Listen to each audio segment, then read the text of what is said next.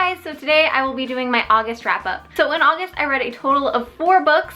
Technically I finished 3 of them, and the 4th one I kind of skipped a few parts because I just wanted to get right into the action, but I'm still gonna count it because I spent hours reading the parts of this book, and so I think it definitely counts. So as I told you guys last month, I'm rereading the Raven Cycle series because I had yet to finish Blue Lily Lily Blue as well as the Raven King. So I just decided to start the whole series over because it's been a while since I read the first 2, and I thought, what could it hurt? I love reading books anyway, especially books by Maggie Stiefvater.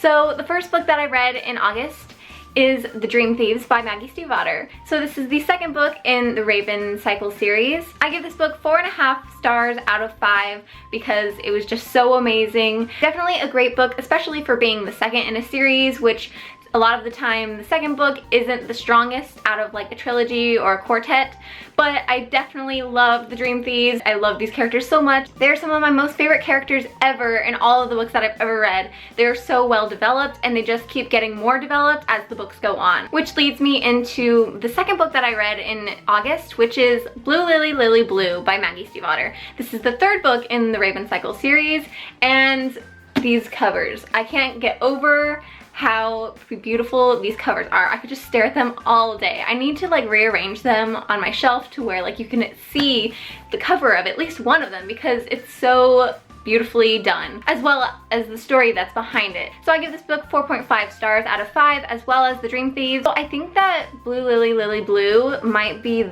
the least strong out of the series. Just my opinion. I felt like because I read The Dream Thieves before, so I was already like familiar with everything that happened, and I don't know what it was. I still really love the book though, but which is why I gave it such a high score in the first place. But if I'm like comparing it to the other books in this series, I would have to say that it's the least strong. And the 3rd book that I read is The Raven King by Maggie Stiefvater. Oh my god. Okay, so many feels were had while reading this book. I don't even know where to start. I have so many unanswered questions and just the need to talk about this with somebody.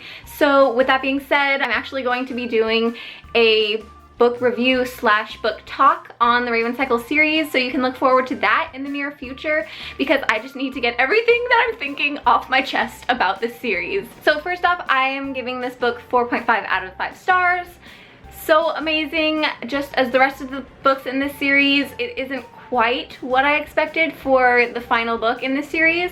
I wasn't sure where the book was actually gonna go because in a good way, the series plot points were like all over the place in each book, and you didn't know what was going to happen next. So that's what I love about this series, but also, I don't know, just I'm not sure quite how I feel about it yet and the ending, and maybe I just need to reread it to let it soak in one more time because I like zipped through this. Last month has been consumed by the Raven Boys, and I am okay with that. So I actually finished The Raven King the last day of August, and I finished it like midday or so, like half the day was gone when I finished it. Like I said in my last wrap up in TBR, in case I wanted a break from reading the series, which I ended up not needing because it was just that amazing, I said that I was going to maybe read Carry On by Rainbow Rowell, and that's sort of what I ended up doing.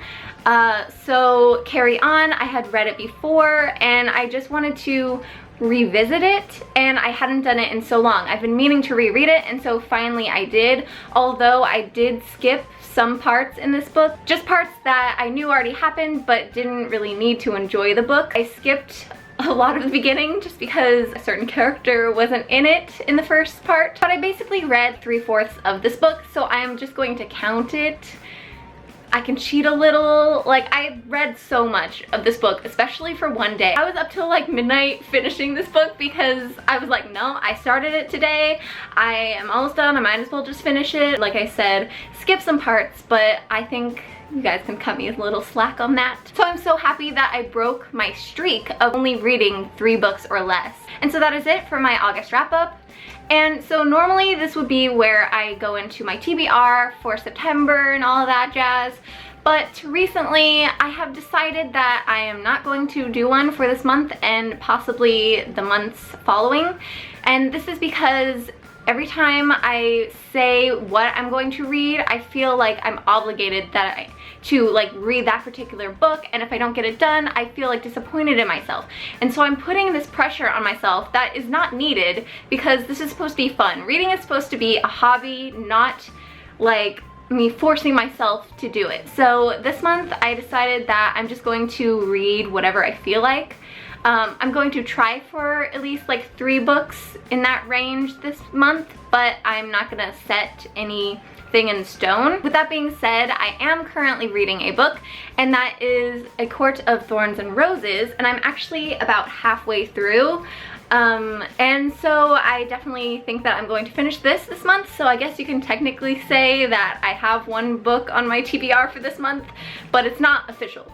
The unofficial TBR of September. So thank you guys for watching. I hope you enjoyed this video. As always, all of the books that I mentioned in today's video will be down in the description below, so you can go check that out.